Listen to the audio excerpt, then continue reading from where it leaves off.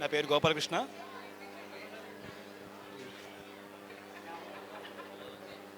Okay, బాగుందిగా. Hello friends, అందరికీ సంక్రాంతి శుభాకాంక్షలు. నా పేరు గోపాలకృష్ణ, సి సెక్షన్లో మీతో చదువుకున్నాను.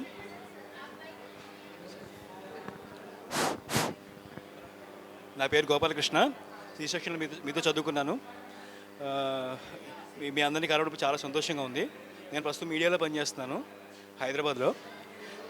నాకు ఇద్దరు పిల్లలు, ఇద్దరు అబ్బాయిలు. ప్లస్ నాకు బెస్ట్ ఎక్స్పీరియన్స్ ఏంటంటే మాట్లాడుతాం గట్టిగానే. సి సెక్షన్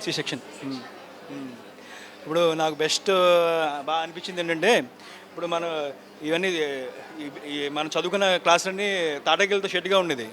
వర్షం బాగా పడితే మనకు సెలవు ఇచ్చేసేవారు.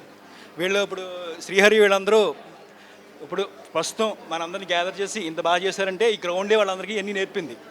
యాక్చువల్లీ మన స్కూల్ అయిపోయిందంటే మనం వెళ్ళిపోయేవాళ్ళం.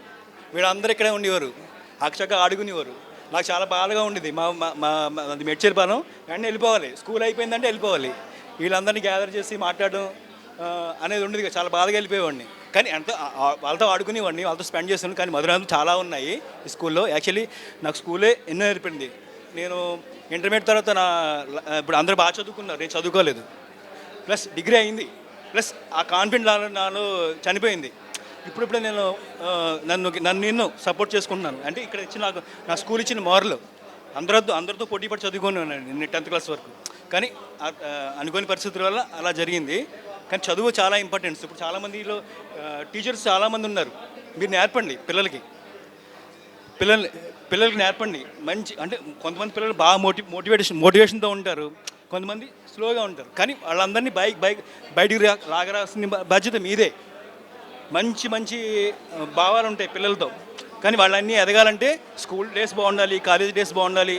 అతను లైఫ్ చాలా అందంగా శ్రీహరి చెప్పాడు చూడు, చాలా అన్నీ గ్యాదర్ చేసుకున్నానని చెప్పేసి సో ఇప్పుడు టీచర్స్ ఉన్నారు, చాలా మంచి పొజిషన్స్ ఉన్నారు. కానీ ఈ గోపాలకృష్ణ అనేవాడికి ఈరోజు చాలా సంతోషంగా ఉంది. ఎందుకంటే తనని తాను కలుసుకున్నాడు ఈరోజు.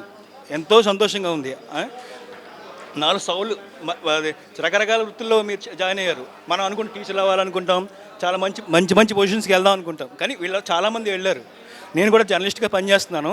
అంటే ఎక్కువగా మీడియా ఇప్పుడు ఎక్కువగా న్యూస్ పట్ల అన్నిటి పట్ల